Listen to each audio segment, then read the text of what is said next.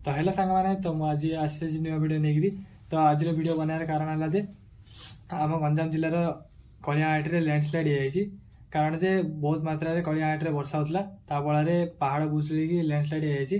रास्ता माने ब्लॉक हो जाए रास्ता रे लोक मैंने जापार फसी जाती तो यह घटना काली रिसेंटली कालीर तो मुझे वीडियो बनी तो मुझे वीडियो देखा देखिए आज्ञा कलिंगा घाटिया ब्रिज चला गया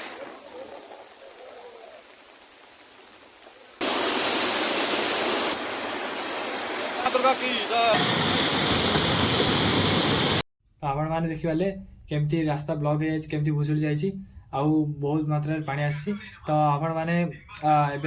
जातु ना तो रास्ता ब्लॉक अच्छी जापारे केत लोक फसी जाते सेपटे तो आपण मैंने रास्ता या जापारे जदि यार फुल वीडियो देखा चाहते तो तले लिंक दे देछि तो क्लिक करी आपण मैंने फुल वीडियो देखिपारे।